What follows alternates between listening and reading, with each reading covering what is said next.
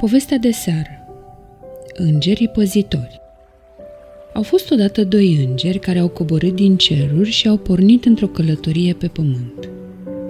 Într-una din seri, ei s-au oprit în fața casei unei familii bogate cu intenția de a-și petrece noaptea acolo.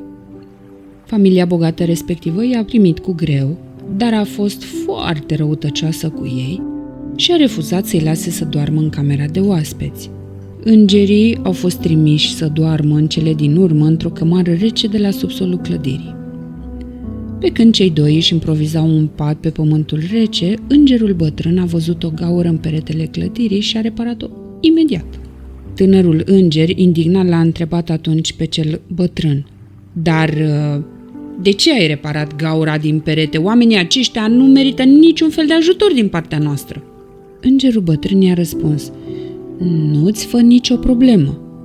Lasă, că nu-i nimic. Lucrurile nu sunt întotdeauna cum par a fi. În noaptea următoare, în călătoria lor, îngerii au poposit la casa unui om sărac. Acesta a fost foarte ospitalier. După ce a împărțit mâncarea puțină pe care o avea, țăranul, împreună cu soția lui, i-au lăsat pe îngeri să doarmă în paturile lor, iar ei s-au culcat pe jos. A doua zi dimineață, când soarele a răsărit, îngerii l-au văzut pe om și pe soția lui cu lacrimi în ochi. Vaca lor, al cărei lapte fusese singurul lor venit, zăcea acum moartă în curte.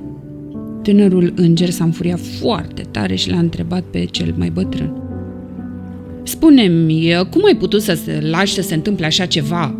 Primul om avea de toate și tu l-ai ajutat. Acesta însă avea atât de puțin și totuși au fost dispuși să împartă totul cu noi și tu ai lăsat să le moră vaca. Lucrurile nu sunt așa cum par a fi, a răspuns îngerul bătrân.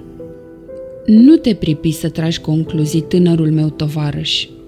Când noi am fost găzduiți în subsolul clădirii, eu am observat acolo câteva crăpături în pereții casei, locuri pe unde aceștia își adunau bogăția.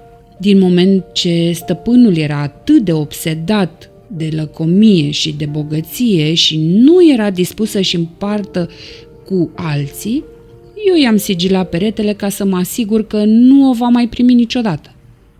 De aceea eu am făcut acea reparație acolo. Noaptea trecută însă, pe când noi dormeam, la patul omului sărac a venit îngerul morții cu intenția de a o lua pe soția lui. Eu însă l-am îndemnat să ia vaca în locul ei. Așadar, tânărul meu tovarăș, lucrurile nu sunt întotdeauna așa cum par a fi. Și tu, ce situație ai interpretat-o pe baza aparențelor astăzi? Ce a fost altfel decât părea a fi? Să îți fie de folos.